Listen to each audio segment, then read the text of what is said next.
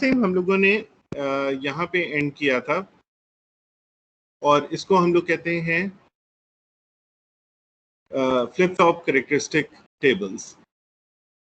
Last lecture से अगर किसी को कोई क्वेश्चन हो तो आप पूछ सकते हैं, अगर कोई चीज़ समझ नहीं आई। अगर नहीं है तो फिर हम आगे चलते हैं।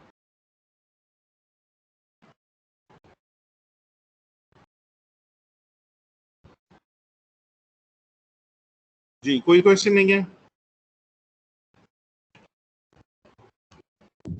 नो सर, आगे चलें सर। चलें, ठीक, ओके। सो हम लोगों ने ना तीन मुख्तलिफ जो फ्लिप फ्लॉप्स हैं वो पढ़े हैं। एक हमारा है डी, फिर है जे के और फिर है टी, ठीक है। तो इनके जो करेक्टरिस्टिक टेबल हैं वो हमें ये बताते हैं कि अगर मैं डी को मसलन 0 करता हूँ तो नेक्स्ट साइकिल में, ये इंपॉर्टेंट है, नेक्स्ट साइकिल यानी Q T plus one, next जब क्लॉक साइकिल आएगी तो क्यू के ऊपर क्या वैल्यू आएगी। यानी ये डी को चेंज करते ही क्यू चेंज नहीं होता, बल्कि क्यू जो है वो एक साइकिल के बाद चेंज होता है, जब राइजिंग एज आती है तब आता है। तो इसलिए यहाँ पे हम लोगों ने तीनों के अंदर क्यू टी प्लस वन लिखा हुआ है, ठीक है। तो वो ये बता रहे हैं कि in case of D flip flop, अगर आप डी पे 0 देंगे तो नेक्स्ट साइकिल में क्यू के ऊपर 0 सेव हो जाएगा, और अगर आप क्यू के डी के ऊपर 1 देंगे तो नेक्स्ट साइकिल के अंदर क्यू के ऊपर भी 1 ही आ जाएगा। तो जब फ्लिप फ्लॉप की आउटपुट 0 होती है तो हम उसको कहते हैं कि वो रीसेट के अंदर है, और जब फ्लिप फ्लॉप की आउटपुट 1 होती है तो हम उसको कहते हैं फ्लिप फ्लॉप सेट है, ठीक है।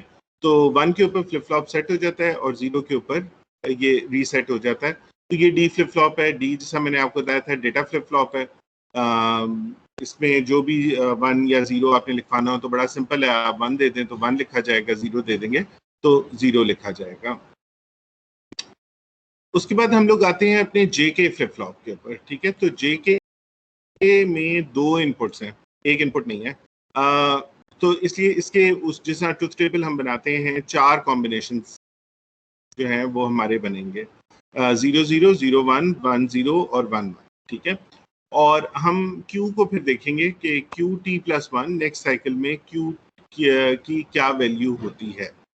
क्यू बार को हम लोग नहीं देखते क्योंकि क्यू बार पे ऑपोजिट वैल्यू होती है क्यू के। सो जो भी क्यू पे वैल्यू होगी उसका ऑपोजिट जो है वो आपका क्यू बार के ऊपर आ जाएगा।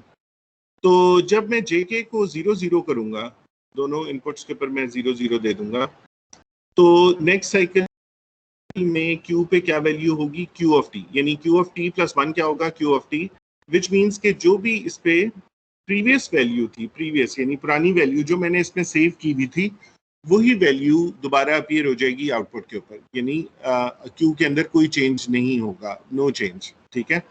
तो ये उस सूरत में मैं करूंगा कि अगर मैं डेटा को रिटेन करना चाह रहा हूँ, यानी कि मैं चाह रहा हूँ कि डेटा में कोई चेंज ना हो, जो भी मैंने लिखवाया था वही लिखा रहे, तो मैं जे और के को 0 0 के ऊपर कर दूंगा, तो 0 0 के ऊपर ये डेटा को रिटेन करके रखेगा, उसके अंदर कोई चेंज नहीं करेगा। अच्छा, उसके बाद अगर मैं जे को 0 करता हूँ और के को 1 करता हूँ तो ये रीसेट हो जाएगा, यानी क्यू जो है वो 0 पे चला जाएगा। जे को 1 करता हूँ, के को 0 करता हूँ तो ये सेट हो जाएगा 1 के ऊपर, और 1 1 के ऊपर ये टॉगल होगा। टॉगल होगा कि मुराद है कि 1 1 मैं करूँगा तो जो भी प्रीवियस वैल्यू थी क्यू के ऊपर, अगर 0 थी तो 1 हो जाएगी और अगर 1 थी तो 0 हो जाएगी। तो ये इंडिकेट हो रहा है Q bar T, which means के इट्स गोइंग टू टॉगल, ठीक है। जो हमारा है टी फ्लिप फ्लॉप, वो अगेन बड़ा सिंपल है। उसमें अगर मैं टी को 0 करके रखूं तो नो चेंज, वो डेटा रिटेन करेगा, और अगर मैं टी को 1 कर दूंगा तो वो डेटा को इन्वर्ट कर देगा, 1 को 0 बना देगा और 0 को 1 बना देगा। तो ये मेरा टी फ्लिप फ्लॉप है, ठीक है। तो ये इसकी करेक्टरिस्टिक्स टेबल्स हैं तीनों फ्लिप फ्लॉप्स की। ये क्लियर है तो बता दें, अगर कोई इस पे क्वेश्चन हो तो पूछ सकते हैं आप लोग।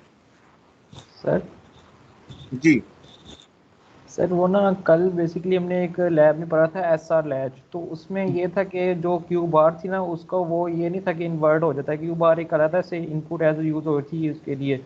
तो उस चीज़ का क्या, उसका हम इधर पढ़ेंगे जो आप कह रहे हैं ना कि क्यू बार जो है वो इन्वर्ट कर देता है, बेसिकली क्यू को हाँ इन्वर्ट होता है, हाँ।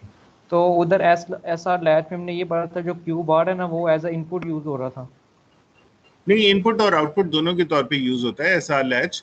और वो एसआर लैच पे भी ये रूल अप्लाई होता है कि वो दोनों एक दूसरे के ऑपोजिट होते हैं। इनपुट तो वो इनपुट तो इसमें भी इस्तेमाल हो रहा है, नजर आपको नहीं आ रहा। फीडबैक तो इनके अंदर भी है। अगर मैं हम लोगों ने जब एसआर लैच पढ़े थे, मैं पीछे जाता हूँ।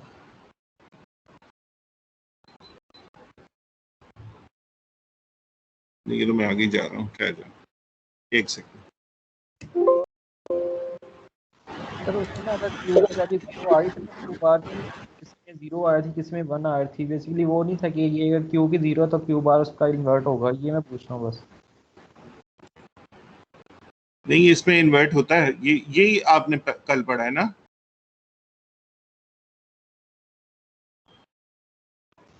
सर वो लैब में जो था ना उसमें हमने ये चीज़ इसी वजह से वो समझ नहीं लग रही थी मुझे। लैब में सर ने बताया था कि जो सर क्यू है ना एक वो मिनट सर, रहता है हाँ ठीक।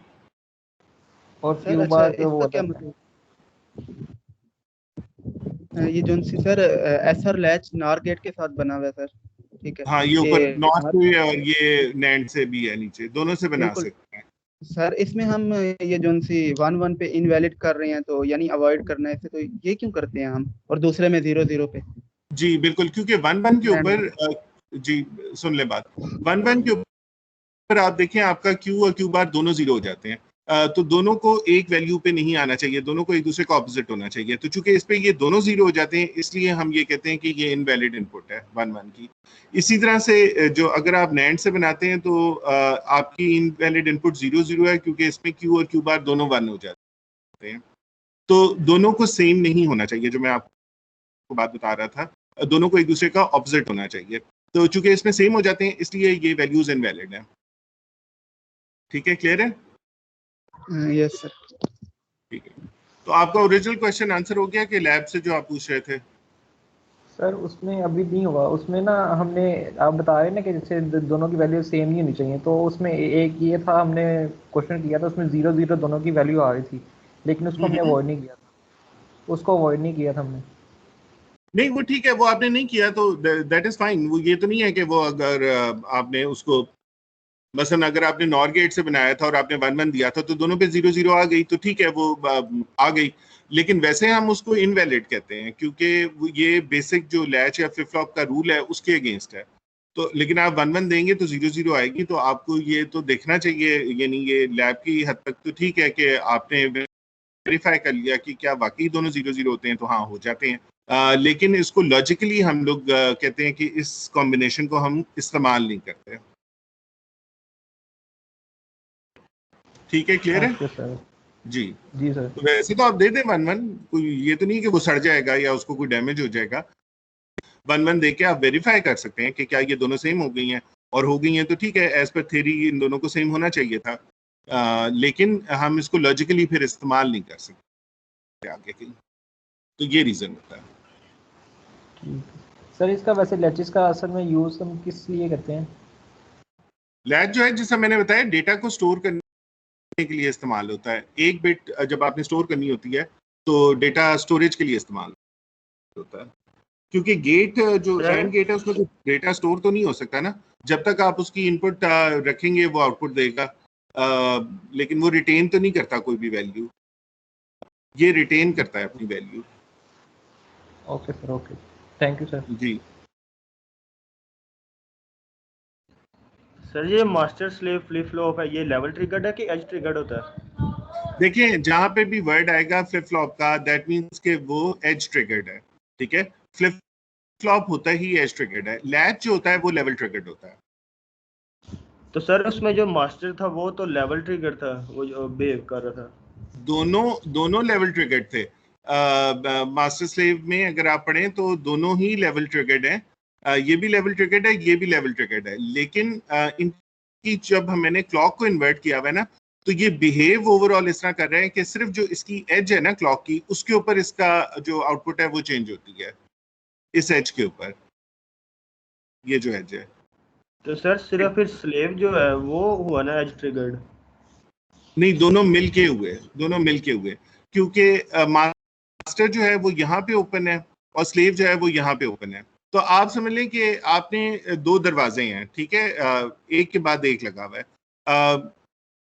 एक दरवाजा खुलता है तो आप उससे नहीं गुजर सकते क्योंकि अगला दरवाजा बंद होता है। अगला दरवाजा खुलता है तो पहला बंद हो जाता है, तो तब भी आप नहीं गुजर सकते, ठीक है ना। आप सिर्फ उस वक्त गुजर सकते हैं जब दोनों दरवाजे खुले हों। तो दोनों दरवाजे जो हैं वो सिर्फ एक इंस्टेंट के लिए खुलेंगे, जो कि इसकी ये फॉलोइंग एज है, यहाँ पे आप गुजर सकते हैं। उसकी थोड़ी देर के बाद अगला दरवाजा फिर बंद हो जाएगा। तो इस तरह हमने इसको एज ट्रिगर्ड बनाया है। ठीक है सर। समझ आ गई ना बात? कि समझ लें एक कोई कॉरिडोर है, उसमें दो दरवाजे हैं, लेकिन दो दरवाजे इकट्ठे कभी भी नहीं खुलते। जब एक खुलता है तो दूसरा बंद होता है, जब दूसरा खुलता है तो पहला बंद हो गया होता है। तो आप उसमें से गुजर नहीं सकते। आप एक खुलता है तो आप आधे रास्ते तक आ जाते हैं, फिर आप वेट करते हैं कि अगला खुले तो आप अगले रास्ते पे जाएं। तो वो जो इंस्टेंट होगा जिसके अंदर वो दोनों खुलेंगे, वो सॉर्ट ऑफ वो फॉलोइंग एज होगी क्लॉक की, जिसके अंदर आप गुजर के आगे चले जाएंगे। नहीं तो फिर एक दरवाजा परमानेंटली बंद हो जाएगा अगले बंदे के लिए, ठीक है। तो दोनों ही लैचेस हैं, दोनों ही लेवल ट्रिगर्ड हैं, लेकिन उनको जब हमने इस कॉन्फ़िगरेशन में कनेक्ट कर दिया है तो वो सॉर्ट ऑफ एज ट्रिगर्ड बन गए हैं। सर ये फ्लिप फ्लॉप भी लैचेस से ही बनता है? ये हाँ, ये देखिए ना, ये जो बिल्कुल बिल्कुल ये जो फ्लिप फ्लॉप हमने बनाया है, ये बनाया तो लैच से है।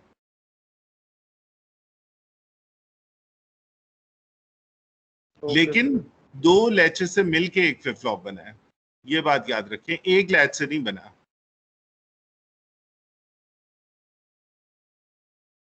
दो लैचेस से मिलके बनता है।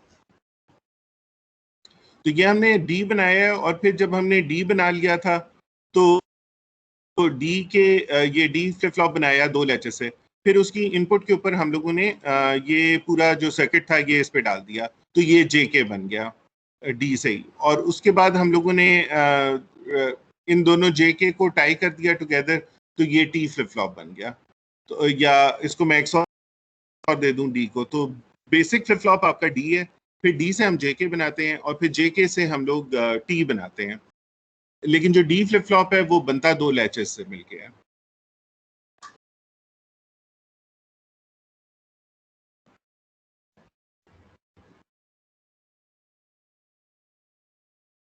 अच्छा, ये हम लोगों ने कल भी की थी। मैंने कहा था आप ये कैरेक्टरिस्टिक इक्वेशंस हैं, ये जरूर अभी आप निकालें अपना पेपर पेंसिल और इसको जो है ना नोट डाउन कर लें। कैरेक्टरिस्टिक इक्वेशंस जो हैं वो तीनों फ्लिप फ्लॉप्स की आपको याद होनी चाहिए, आनी चाहिए। ये तो जो हमारा डी फ्लिप फ्लॉप है उसकी कैरेक्टरिस्टिक इक्वेशन है कि Q T plus one is equal to D, यानी कि नेक्स्ट साइकिल में Q T plus one is equal to D. इस ट्रुथ टेबल से भी आप इसको निकाल सकते हैं कि क्यू टी प्लस वन जो है वो डी के बराबर है। अच्छा, जो हमारा जे के फ्लिप फ्लॉप है उसकी इक्वेशन है characteristic Q T plus one is equal to J Q bar plus K bar Q.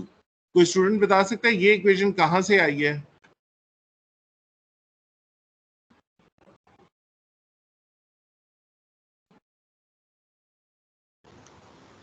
क्या सर? ये कोई स्टूडेंट बता सकता है ये इक्वेशन आई कहाँ से है? ये जो कैरेक्टरिस्टिक इक्वेशन हम कर रहे हैं Q T plus one is equal to J Q bar plus K bar Q, ये इक्वेशन कहाँ से आई है? ये हमने कब की थी? सर जे ये सर ट्रुथ टेबल से भी निकाल सकते हैं। ट्रुथ टेबल से ये नहीं निकलती, सर्किट वगैरह डायग्राम जो सर, डायग्राम से। इफ यू रिमेम्बर, ये जब भी अभी हमने ये देखा था सर्किट, ये जो सर्किट है ना इसकी ये इक्वेशन है जे Q bar plus K bar Q, जे के फ्लिप फ्लॉप के केस में। तो जे Q bar plus K bar Q, ये हो गई जे के की कैरेक्टरिस्टिक इक्वेशन। और उसके बाद जो है हमारा टी है, टी फ्लिप फ्लॉप की कैरेक्टरिस्टिक इक्वेशन है Q T plus one is equal to T exclusive or'd with Q. Again ये कहाँ से आई थी? ये उसी सर्किट से आई थी जहाँ पे हमने एक्सक्लूसिव ऑर गेट लगाया था। तो ये बन गया था। सो अभी आप लोग पेपर पेंसिल निकालें और इन तीनों फ्लिप फ्लॉप्स की ये इक्वेशंस अपने पास लिख लें, क्योंकि इनको हमने बार बार इस्तेमाल करना है। So write down all these 3 equations, note them down.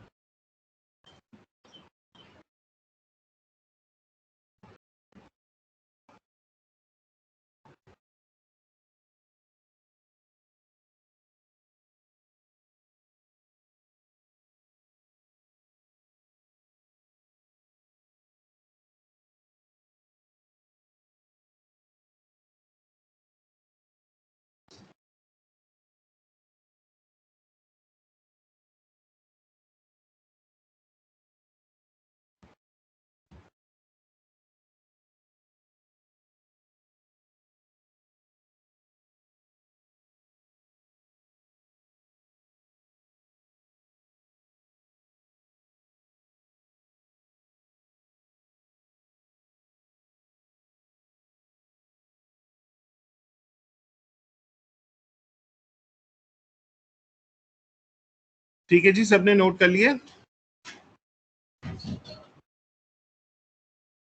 Yes sir, हो गई है। ठीक है, चलिए। अच्छा, अभी तक और कोई फर्दर कोई क्वेश्चन हो जो आप पूछना चाहते हो तो पूछ सकते हैं, फिर हम आगे चलते हैं थोड़ा सा। सर JQ की कोई एब्रीवेशन होगी, जिस तरह ये D की भी है, T की भी एब्रीवेशन है फ्लिप फ्लॉप की, टॉगल डेटा फ्लिप फ्लॉप, तो JQ नहीं यार, नहीं, JK की कोई नहीं है अनफॉर्चुनेटली, बस उसका नाम JK ही है। Okay sir. हाँ, आप याद रखने के लिए उसको जैक और किंग कह सकते हैं जी। ये एरो से प्रीवियस यानी कि वो आ रही है ना, क्या चीज? ये जो एरो आता है ये यानी कि प्रीवियस इनपुट आ रही है ना? इस एरो की बात कर रहे हैं आप? जी सर, क्यू डैश के साथ या बीच में जो है। हाँ, ये वाला ना, ये जी सर, जी जी। नहीं नहीं, ये क्लॉक है, ये क्लॉक को इंडिकेट करता है। This is sir. Clock signal. Clock से तो हमें पता लगता है, ये जो मैं QT+1 रखता हूँ, ये रेफरेंस टू व्हाट है? ये इस क्लॉक सिग्नल के रेफरेंस है कि ये क्लॉक यूं चली जा रही है, ठीक है ना? तो हम ये कहते हैं कि ये जो पहला साइकिल था, लेट्स से ये T था, तो ये जो अगला साइकिल है क्लॉक का, ये है T+1, ठीक है? और फिर अगला साइकिल है T+2। सो क्लॉक जो है वो कंटिन्यूसली चल रही है। तो हम ये बता रहे हैं कि जो भी, मतलब अगर यहाँ पे QT लिखा हुआ है, तो इसका ये मतलब है कि Q की जो भी वैल्यू यहाँ पे थी, वही वैल्यू T+1 पे भी होगी। तो अगर Q 0 था T के वक्त, तो T+1 पे भी Q जो है वो 0 ही रहेगा। ये इंडिकेट कर रहा है। तो ये जो ट्राइंगल सा आपको नजर आता है ना किसी भी डिवाइस के अंदर, ये इस तरह का जब भी आपको नजर आए, तो इसका ये मतलब है कि यहाँ पे आपने क्लॉक को कनेक्ट करना है। This is the clock signal. सही sir. Okay. Any other question? No sir. Okay. अच्छा, अब हम लोग ये करते हैं कि हम फर्दर इसकी थोड़ा सा एनालिसिस और डेरिवेशन करेंगे इन कैरेक्टरिस्टिक इक्वेशंस का। और उसका तरीका कार ये होगा कि लेफ्ट साइड के ऊपर ये जो हम एक तरह का ट्रुथ टेबल बना रहे हैं, वो इस तरह बनेगा कि we will have our inputs which is J and K, and we will have our output over here. ये जो QT है वो भी यहाँ पे ही होगा। और ये जो अगला कॉलम है हमारा, ये होगा QT+1, यानी कि ये टाइम में मूव कर रहा है। तो हम ये बताएंगे कि अगर JK को हम 0 रखें और इस वक्त प्रेजेंट वैल्यू Q की 0 हो, तो नेक्स्ट क्लॉक साइकिल में वही बात है कि अगर इस क्लॉक साइकिल में ये स्टेट है फ्लिप फ्लॉप की कि Q 0 है, J को भी मैंने 0 किया और K को भी मैंने 0 किया, तो ये जो नेक्स्ट क्लॉक साइकिल आएगा, इसके अंदर Q की क्या वैल्यू होगी, यानी QT+1 क्या होगा, ठीक है? तो हमारे पास ये 8 कॉम्बिनेशंस बनते हैं। JK 0 0, QT 1 हो सकता था, और QT 0 हो सकता है, और QT 1 हो सकता है। इसी तरह से JK 0 1 के ऊपर भी Q 0 और 1 हो सकता है, 1 0 and 1 1। तो what we will do is we will try to figure out कि अगर ये वाली मैंने इनपुट्स दी हुई हों फ्लिप फ्लॉप को, तो नेक्स्ट साइकिल में फ्लिप फ्लॉप किस तरह बिहेव करेगा, उसकी आउटपुट क्या होगी, ठीक है। तो इसको 1 बाय 1 आप देखें, अगर मैं जे के को 0 0 करता हूँ, ठीक है, और क्यू टी 0 होता है, तो नेक्स्ट साइकिल में Q T plus 1 is also 0। Why is it also 0? J K 0 0 पे क्या करता है, अगर आप प्रीवियस अपना देखें स्लाइड, जे के 0 0 पे क्या करता है?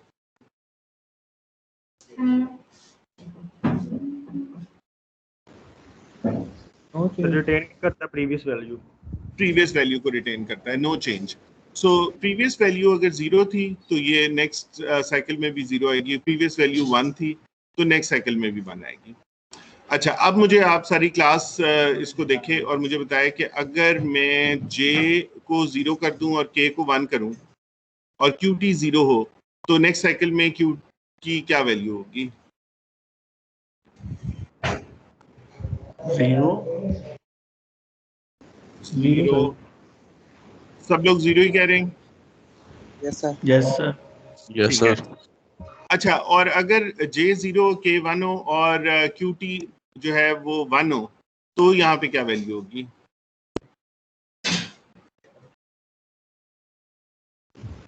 सर आई थिंक टॉगल हो जाएगा ये। सर 0 ही हो, 0 ही होगी। देखिए 0 1 पे ना वो रीसेट हो जाता है, जे के को जब मैं 0 1 करता हूँ तो वो रीसेट हो जाता है, so it still be 0, so it will be 0 0। Okay, अच्छा, अब हम थर्ड उस पे आते हैं।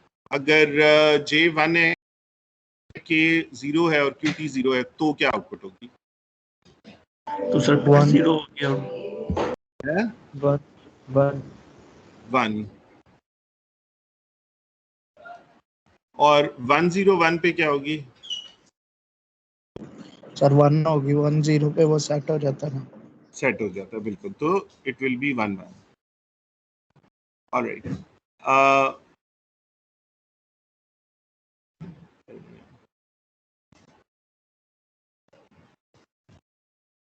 अच्छा, और अगर मैं 1 1 रखूं और ये 0 हो, तो आउटपुट क्या होगी?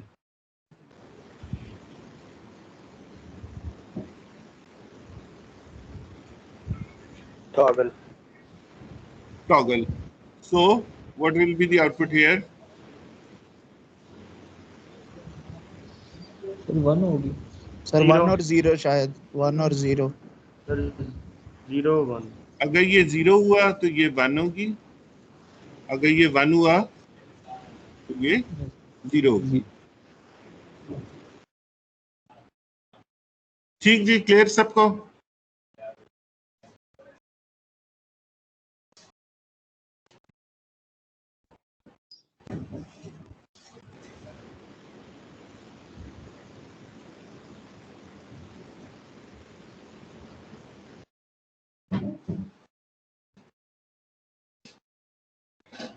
अच्छा, फ्लिप फ्लॉप्स में अदर देन जो उसके यूजुअल इनपुट्स हैं, यानी ये तो हमने सारे पढ़ लिए कि डी है, क्यू बार है, ये हमारी क्लॉक है, ठीक है। उसके अलावा भी एक दो और भी इनपुट्स होते हैं, ठीक है, उनको हम लोग कहते हैं direct inputs. Okay, so one of the inputs जो फ्लिप फ्लॉप के अंदर होता है ना, वो होता है रीसेट।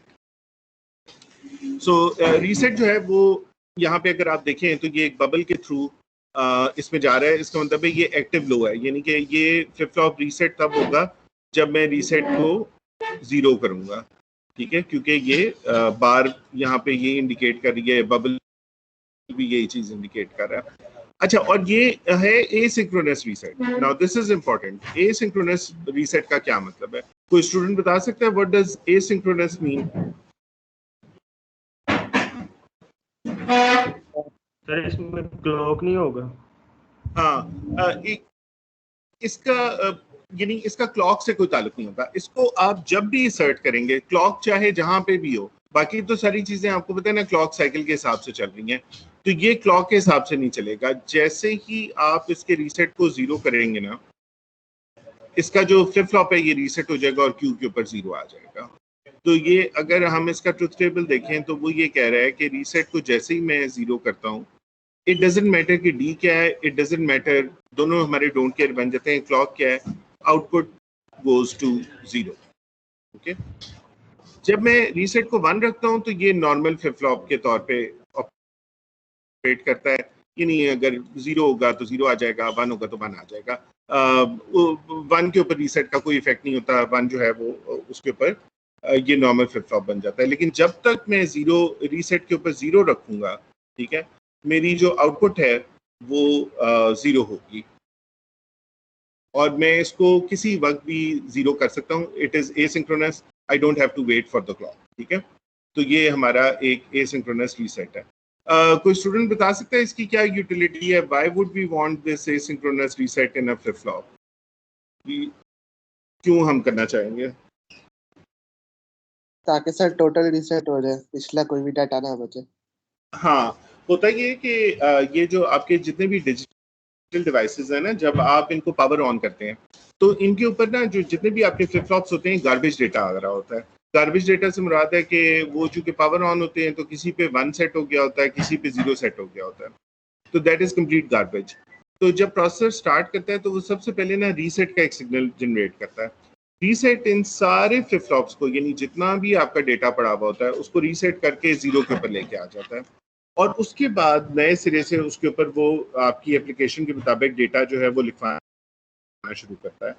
तो अगर आप इसको रीसेट ना करें तो कुछ फ्लिप फ्लॉप्स पे 1 होगा, कुछ पे 0 होगा, तो आपका सारा डेटा जो है ना वो एक गार्बेज के तौर पे अपीयर होना शुरू हो जाता है। तो कई दफ़ा हमें जो है स्टार्ट में जब भी हम पावर अप करते हैं अपने किसी लैपटॉप को, मोबाइल को, तो भी वो रीसेट होते हैं सारे फ्लिप फ्लॉप्स। और इसके अलावा कई दफ़ा मैनुअल रीसेट भी दिया गया होता है। आपने देखा होगा घड़ियों में, कैलकुलेटर्स में, कई दफ़ा अगर वो फंस जाए ना वो रहा, तो वो एक छोटी सी एक बटन होता है जिसको आप पिन से दबा सकते हैं। तो वो जब आप पिन दबाते हैं तो वो रीसेट हो जाता है और चीज़ चलना शुरू हो जाती है। तो वो रीसेट भी एक्चुअली जाके इन सारे फ्लिप फ्लॉप्स को रीसेट कर रहा होता है, ठीक है ना। तो इसलिए हमें जो है वो रीसेट चाहिए होता है। Any questions on this? Sir जी अगर हम इसको 0 देंगे ये तो 1 नहीं कर देगा, इन्वर्ट कर देगा? नहीं, रीसेट के ऊपर जब आप रीसेट पे आप 0 देंगे ना तो बस ये 0 दे देगा, उसका बाकी फ्लिप फ्लॉप से कोई ताल्लुक नहीं है। तो सर वो जो बबल लगा हुआ, हाँ, वो बबल का मतलब ये है ना कि आप इसको यहाँ पे 0 देंगे तो ये बबल के थ्रू अंदर जाके एक तरह से 1 बन जाएगा और 1 बनेगा तो ये इसको एक्चुअली रीसेट करेगा। आप बबल से कंफ्यूज ना हो, ये एक सिंपल रीसेट भी हो सकता था। समझ लें कोई बबल ना होता और मैं लिखता R, तो फिर मैं कहता कि R को आप 1 करेंगे ना तो ये रीसेट हो जाएगा। इसमें क्या है कि मैं कह रहा हूँ कि R को आप 0 करेंगे तो ये रीसेट हो जाएगा। तो इट डजंट मैटर किस पोलैरिटी पे वो हो रहा है, वो फिर पूरे सिस्टम के अंदर सारे रीसेट्स इकट्ठे ही होते हैं। तो जहाँ पे 1 पे रीसेट होता है वहाँ सारे फ्लिप फ्लॉप्स 1 पे रीसेट होते हैं, जहाँ पे 0 पे रीसेट होता है वहाँ पे सारे फ्लिप फ्लॉप 0 के ऊपर ही रीसेट हो जाते हैं। ठीक है, क्लियर है? ओके। और कोई एनी अदर क्वेश्चन? सर ये लास्ट में जो 1 1 है इस पे टॉगल नहीं होगा कि उसमें 1 नहीं आएगा? नहीं, डी फ्लिप फ्लॉप तो टॉगल नहीं करता, ये तो डी फ्लिप फ्लॉप का टेबल है। ठीक है सर, ठीक। हाँ, वो जेके करता है या वो टी वाला करता है। अच्छा, अदर दिन ये रीसेट तो हमने पढ़ लिया और हमें पता भी लग गया कि रीसेट जो है वो क्या करता है। इसके अलावा एक और भी हमारे पास सिग्नल होता है फ्लिप फ्लॉप के अंदर, वो भी एसिंक्रोनस होता है, यानी कि उसका भी कोई क्लॉक से ताल्लुक नहीं होता और उसको हम लोग कहते हैं प्रीसेट। तो ये रीसेट का ऑपोजिट, तो इसलिए इसको हम लोग प्रीसेट कहते हैं। जब हम प्रीसेट पे 0 देते हैं, और वही बात कि 0 या 1 कुछ भी हो सकता है डिपेंडिंग ऑन, यहाँ पे चूंकि बार है तो इसका मतलब है कि 0 हम देंगे तो जो हमारा क्यू है वो 1 के ऊपर सेट हो जाएगा, तो हमारा फ्लिप फ्लॉप पे क्यू के ऊपर 1 आ जाएगा। तो ये वो दिखा रहा है, हाँ।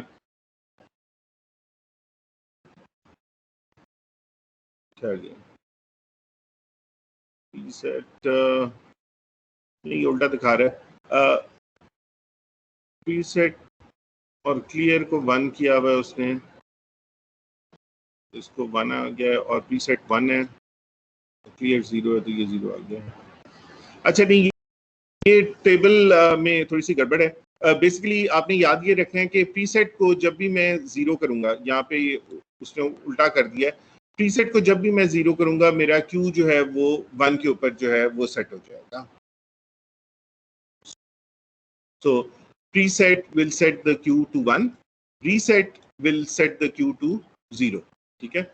So preset जो है वो queue को 1 के ऊपर सेट कर देता है, रीसेट जो है वो 0 के ऊपर सेट कर देता है। अच्छा, अब कोई स्टूडेंट मुझे बता सकता है कि चले रीसेट तो मैंने आपको बता दिया कि इनिशियली आपने अपना सिस्टम ऑन किया, क्या चीज? रीसेट का जो भी नहीं लगी इसकी 101 प्रीसेट पे जब भी आप 0 देंगे ना, आपके क्यू के ऊपर 1 आ जाएगा। ये आपके सारे आउटपुट्स को 1 पे सेट कर देगा। जिस रीसेट आपके सारे आउटपुट्स को 0 पे सेट करता है ना, तो प्रीसेट जो है वो सारे आउटपुट्स को 1 पे सेट कर देता है। Okay sir. और सर अगर 1 दें तो फिर 0 पे सेट कर देगा, यानी इन्वर्ट करेगा।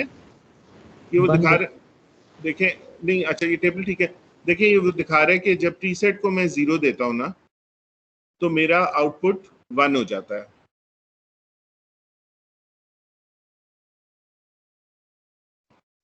ये सारे एक्टिव लो सिग्नल्स है ना, क्योंकि प्रीसेट भी बार के साथ आ रहा है, तो प्रीसेट को जब मैं 0 दूंगा तो मेरा आउटपुट 1 पे आ जाएगा।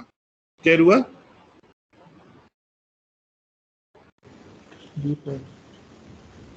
ठीक।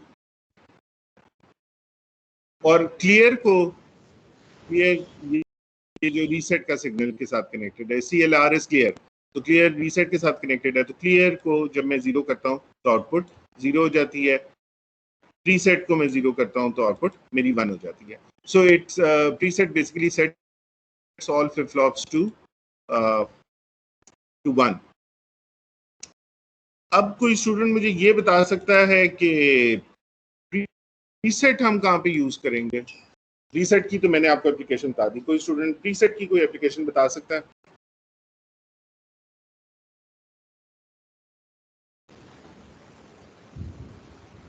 सर ये एरर वगैरह चेक करने के लिए तो नहीं होता, यानी कि जब हमने पहले कोई चीज़ इस्तेमाल नहीं की होती तो पहले हम उसको देखना चाहते हैं कि ये चीज़ ठीक भी है कि नहीं ठीक, तो प्रीसेट हम करेंगे तो हमें पता चलेगा इसका। हाँ, कि आप उसको 1 करके देखना चाहते हैं कि 1 होता है या नहीं होता? जी सर। ठीक है, चले मैं आपको इसकी कॉमन एप्लीकेशन बताता हूँ। इसकी कॉमन देखें, ये फ्लिप फ्लॉप हर जगह ही इस्तेमाल होते हैं। मसलन जिस तरह जो आपकी जो LCD स्क्रीन होती है ना कंप्यूटर की, इसके अंदर भी फ्लिप फ्लॉप्स लगे हुए होते हैं। अच्छा, अब कई दफ़ा मतलब स्क्रीन पे जो डेटा होता है वो इन फ्लिप फ्लॉप्स पे जब आप भेजते हैं तो वो डेटा अपीयर होता है। अभी आपने कोई डेटा स्क्रीन के ऊपर नहीं भेजा क्योंकि अभी आप बूट अप कर रहे हैं अपने प्रोसेसर को, कोई डेटा आपके पास नहीं है, तो आप ये कर सकते हैं कि आप प्रीसेट को बंद कर दें उतनी देर के लिए, सॉरी 0 करते हैं, इस केस में 0 कर दें तो सारे फ्लिप फ्लॉप्स जो हैं वो 1 हो जाएंगे, तो आपकी जो स्क्रीन है वो कम्प्लीटली वाइट हो जाएगी। ठीक है, तो वाइट स्क्रीन आपको नजर आना शुरू हो जाएगी ब्लैक के बजाय। अगर मैं रीसेट करूंगा तो पूरी स्क्रीन ब्लैक हो जाएगी, अगर मैं प्रीसेट करूंगा तो पूरी स्क्रीन जो है मेरी वाइट हो जाएगी, क्योंकि मेरे सारे पिक्सल्स ऑन हो जाएंगे। तो जब मेरे सारे पिक्सल्स ऑन होंगे तो वाइट नजर आएगा। तो कुछ केसेस में हम चाहते हैं कि अभी जब डेटा लोड नहीं हुआ तो चीज़ जो है वो ऑन नजर आए, मोबाइल की स्क्रीन पे बिल्कुल ब्लैक ना हो, उस वक्त वाइट हो जाए, या उसकी LED लाइट्स ऑन हो जाए, कुछ हो जाए, ताकि यूजर को पता लग जाए कि अच्छा यार ये अब जिंदा हो गया, ये कोई काम कर रहा है। ठीक है, तो उस केस में हम फिर प्रीसेट्स को इन सारे फ्लिप फ्लॉप्स को बंद कर देते हैं, just to indicate to the user कि जी चीज़ जो है वो चल रही है, वो डेड नहीं है, क्योंकि ब्लैक स्क्रीन जो है वो फिर बिल्कुल ही आपको लगेगा कि वो चीज़ डेड हो गई है। So that is one application जहाँ पे आप प्रीसेट से काम लेते हैं। ठीक है, क्लियर है? सर प्रीसेट और ये जो रीसेट है दोनों एक ही उसमें सर्किट में यूज करते हैं, अलग दोनों अलग? फ्लिप फ्लॉप के अंदर होते हैं बिल्कुल, और डिपेंडिंग ऑन योर एप्लीकेशन आप रीसेट तो आप शुरू में करते ही करते हैं, प्रीसेट्स को आप सिलेक्टिवली इस्तेमाल करते हैं अगर आप चाहते हैं कि हर चीज़ फौरन ऑन हो जाए। ओके। ठीक है जी, एनी अदर क्वेश्चन?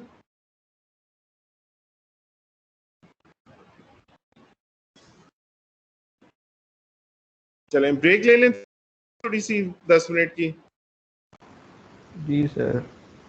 चलें ब्रेक लेते हैं, फिर हम इनका स्टार्ट करते हैं कि एनालिसिस किस तरह करते हैं इन सर्किट्स का जिनमें फ्लिप फ्लॉप्स होते हैं। तो let's take small break, 10 minutes की हम ब्रेक ले लेते हैं। इस वक्त 11:10 हुए हैं, तो 11:20 पे वी विल रिज्यूम।